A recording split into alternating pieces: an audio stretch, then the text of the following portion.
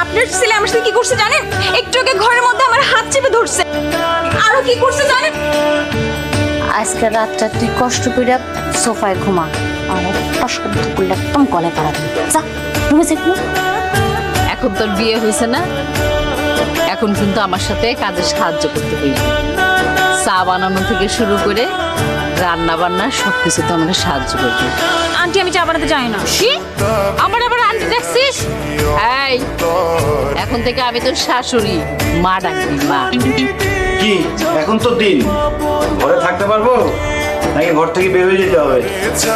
আপনার জন্য চা বানাতে গিয়ে আমার অনেক কষ্ট করতে হয়েছে। এক কাপ চা বাইরে খেতে পারেন না? আপনার কারণে আমার শাড়িটা নষ্ট হয়ে গেছে। বের হন, আমি শাড়ি চেঞ্জ করবো। শাড়ি চেঞ্জ করো, আমি বসে বসে সিস খাই আর দেখি। কি? আপনি এখানে কি করতেছেন? স্যার আপনি যান, বাইরে যান। এদিকে আসো। তুমি এই কার সাথে আমারে বিয়ে দিছো? ও তো একটা বজ্জাত লোক, খারাপ মানুষ।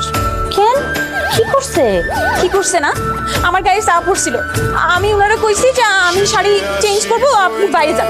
উনি কই না আমি বাইরে যাবো না, আমি তোমার দেখবো। এটা কোনো ভালো মানুষের কাজ? আস্তে আম্মা আছে, শুনলে মানুষ সব চাইবো। আরে বলো, সে তো স্বামী না, স্বামী তো এরকম করতেই পারে। আপনি আমার ওয়াশরুমে কি করতেছেন? আপনি অন্য ওয়াশরুমে যান। যান, বের হন। ঠিক আছে, আমি অন্য ওয়াশরুমে যাব, কিন্তু কিভাবে যাব? আমি তো কিছু নিয়ে ঢুকি নাই, আমার বাজে অবস্থা দেখে ফেলবে না? প্লিজ আমাকে এবারের মতো রক্ষা করো। আপা, আপা তুমি আসছো? আপা তুমি আমার কার লোকে বিয়ে দিছো কও? এই ছেলে ভালো না। আমার কি কি অবস্থা করছে দেখো। এই বাবার সামনে এগুলো কি বলতেছিস পাগলের মতো? বাবার জানা দরকার। আব্বা তুমি আমার যার লোকে বিয়ে দিছো, এই ছেলেটা ভালো না, চরিত্রহীন। জানো ও আমার দেখলেই খালি আজে বাজে কথা কয়।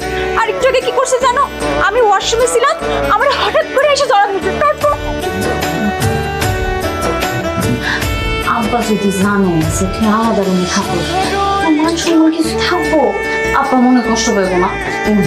শুনলে আচ্ছা ঠিক আছে, তোমার ভাইরে কও বালিশটা মাঝখানে দিতে। বালিশ যদি মাঝখানে না দেয় আমি এখানে থাকবো না। আচ্ছা ঠিক আছে, এই যে এই বালিশ মাঝখানে রাখি।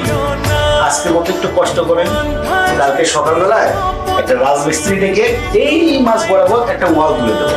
ঠিক আছে ম্যাডাম? মৃত্যুর মাকে যখন আমি বিয়ে করি, ও ঠিক মৃত্যুর মতোই ছিল। পরে আস্তে আস্তে সবকিছু ঠিক হয়ে গেছে। তারপরে 5 বছর হলো আপনার এই মেয়েটাকে আমার ছেলের বউ করে ঘরে তুলে নিয়েছি। এখন তো আপনার এই মেয়ে মৃত্যুকে দেখাশোনা করছে, সন্তানের মতো পালছে।